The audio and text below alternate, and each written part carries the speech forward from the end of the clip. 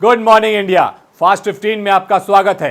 केवल आपके 3 मिनट और आप जानेंगे पूरे दिन की खबर। चुनाव में दिए गए स्लोगन को ममता सरकार एक कदम आगे ले गई है और खेला हौबे कार्यक्रम की शुरुआत करने जा रही है। इसके तहत जुलाई महीने से रजिस्टर्ड क्लबों को फुटबॉल बांटे जाएंगे। बंगाली एक्ट्रेस और तृणमूल कांग्रेस की सांसद नुसरत जहां इन दिनों अपनी शादी और प्रेगनेंसी को लेकर काफी सुर्खियों में हैं। नुसरत और निखिल के अलग होने की खबर पर चुप्पी तोड़ते हुए नुसरत ने कहा है कि उनकी शादी वैध नहीं तो फिर तलाक कैसा। इसी के तहत नुसरत जहां ने अपनी शादी की सभी तस्वीरों को इंस्टाग्राम से डिलीट कर दिया। फ्री वैक्सीन दिए जाने पर ममता ने कसा मोदी पर तंज। बोली ये काम जनवरी महीने में ही रहना चाहिए था, इतने लोगों की जान नहीं जाती। अगर फ्री वैक्सीन देगा तो इतना प्राइम मिनिस्टर का क्रेडिट लेने का कोई जरूरत नहीं है। एक रुपया बीजेपी का नहीं है, ये रुपया जनता का है और जनता का ये रुपया है तो जनता का पास पहले से क्यों नहीं गया। 35,000 करोड़ रुपया था जिसमें जनता के लिए वैक्सीन देने के लिए, वो रुपया कहाँ गया।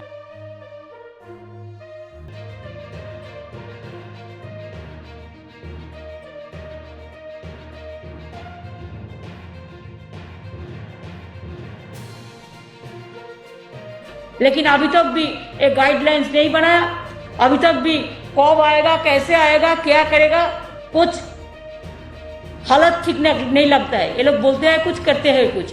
जब तक पूरा खत्म नहीं होगा हम नहीं कहेंगे कि हमारा स्टेट में जैसा हम 2 करोड़ का माफिक हम टीकाकरण कर दिया, कोविड वैक्सीनेशन दे दिया। ऐसे बहुत सारे स्टेट है जो अपने से खरीदा और अपने से किया।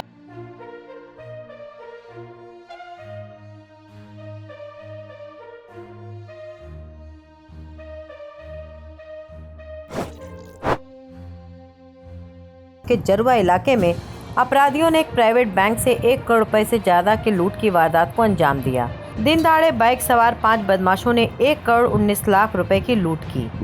बैंक के खुलते ही लुटेरे बैंक में घुसे और बैंक को भीतर से बंद कर लिया। दिवंगत बॉलीवुड एक्टर सुशांत सिंह राजपूत के पिता कृष्ण किशोर सिंह को दिल्ली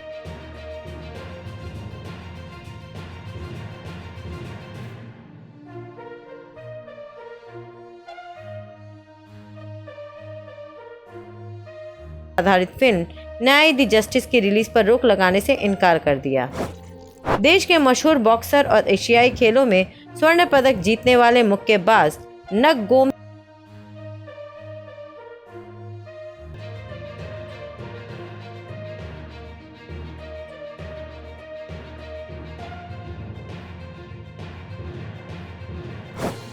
देश भर में कोरोना की रफ्तार धीमी पड़ती जा रही है। मामले लगातार कम हो रहे हैं। उत्तर प्रदेश में भी नए केस कम हो गए हैं। इस बीच यूपी से हेल्थ वर्कर्स की लापरवाही का बड़ा मामला सामने आया है। यूपी के ललितपुर में एक युवक को 5 मिनट के अंदर ही कोरोना वैक्सीन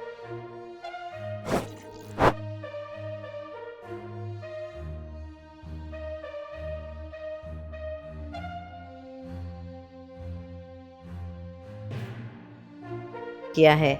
आज भी कुछ स्थानों पर भारी से भारी बारिश की चेतावनी दी है। चेतावनी के मद्देनजर कई जगहों पर एनडीआरएफ की टीमें भी तैनात कर दी गई है। एलोपैथिक को लेकर विवादित बयान देकर सुर्खियों में योग गुरु बाबा रामदेव भी अब कोरोना वायरस की वैक्सीन लगाएंगे। बाबा रामदेव ने प्रधानमंत्री नरेंद्र मोदी के 21 जून से देश 18 साल के ऊपर के सभी लोगों को फ्री वैक्सीन लगाने के ऐलान की तारीफ की है। रामदेव ने सभी लोगों से टीका लगवाने की अपील करते हुए कहा कि मैं भी जल्द ही वैक्सीन लगवाऊंगा। उन्होंने एलोपैथ को श्रेष्ठ चिकित्सा पद्धति बताया है। कोरोना संकट के बीच केंद्र सरकार ने अपने कर्मचारियों को बड़ी राहत दी। केंद्र सरकार ने कोरोना वायरस संक्रमित माता पिता या परिवार के किसी आश्रित सदस्य की देखभाल के लिए अपने कर्मचारियों को 15 दिन की स्पेशल कैजुअल लीव देने का ऐलान किया है। मानसून की पहली बारिश ने देश की आर्थिक राजधानी मुंबई में कहर मचा दी है। बुधवार के दिन बारिश से लोगों को काफ़ी परेशानी का सामना करना पड़ा तो देर रात करीब 11 बजे मलाड वेस्ट के मालवानी इलाके में एक 4 मंजिला इमारत ढह गई। हादसे में 11 लोगों की दर्दनाक मौत हो गई, जबकि कई लोगों को घायल अवस्था में अस्पताल में भर्ती कराया गया। रेल यात्रा को सुरक्षित बनाने के लिए बड़ा कदम उठाया गया है। दरअसल मोदी कैबिनेट ने बुधवार को भारतीय रेल कम्युनिकेशन और सिग्नलिंग सिस्टम में सुधार के लिए 700 मेगाहर्ट्ज बैंड में 5 मेगाहर्ट्ज स्पेक्ट्रम के आवंटन की मंजूरी दी है। ये जानकारी केंद्रीय मंत्री प्रकाश जावड़ेकर ने दी। रेलवे यातायात ज़्यादा सुरक्षित करने के लिए 4G स्पेक्ट्रम का रेलवे को ज़्यादा आवंटन किया गया है। अभी तक रेलवे 2G स्पेक्ट्रम का उपयोग करती थी। अब 5 मेगाहर्ट्ज स्पेक्ट्रम ये 700 मेगाहर्ट्ज के बैंड में दिया जाएगा तो बहुत ही उनके संचार व्यवस्था में और उनकी सुरक्षा उसके कारण ये बहुत फर्क पड़ेगा। पहला फर्क ये पड़ेगा कि अभी तक रेलवे का कम्युनिकेशन ऑप्टिकल फाइबर के द्वारा होता था। अब यह अत्याधुनिक स्पेक्ट्रम मिलने के कारण यह अब रेडियो कम्युनिकेशन होगा, रियल टाइम होगा और इसलिए सेफ्टी बहुत बढ़ेगी। सिग्नल का भी अनेक जगह नूतनीकरण हो रहा है और होता रहेगा। इसमें संचार और सिग्नलिंग दोनों में परिणाम होगा अच्छा। संचार में भी सुधार आएगी, गति आएगी, क्वांटम होगा और सिग्नलिंग में भी इसका निश्चित प्रभाव होगा। यह दुनिया की एक आधुनिक प्रणाली होगी। अब हाई स्पीड रेडियो कम्युनिकेशन होगा।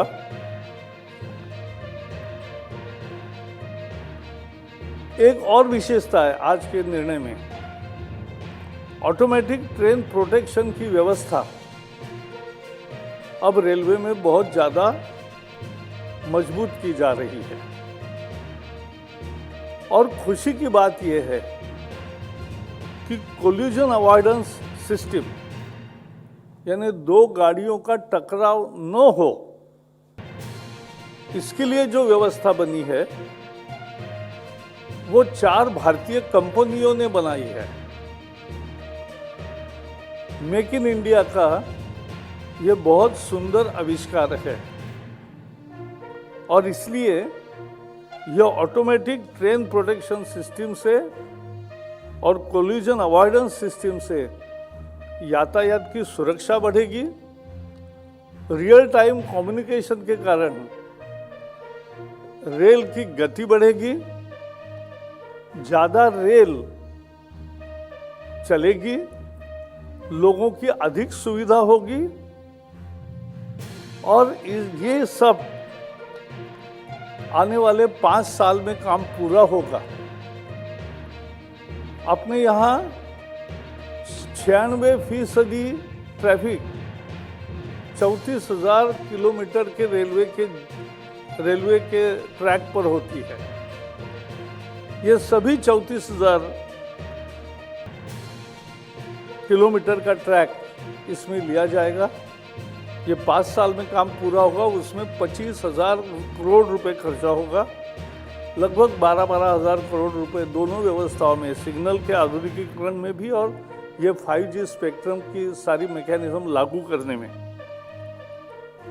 तो ये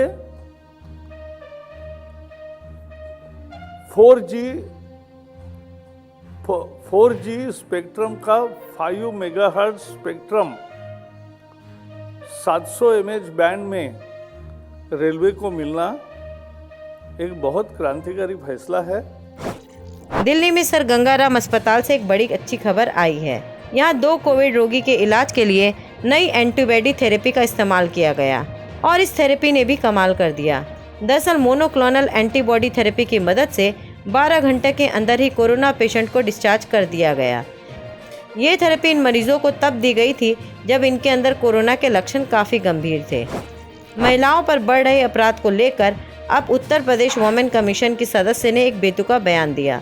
उत्तर प्रदेश वुमेन कमीशन मीना कुमारी का कहना है कि लड़कियों को मोबाइल देना अपराध की बड़ी वजह है।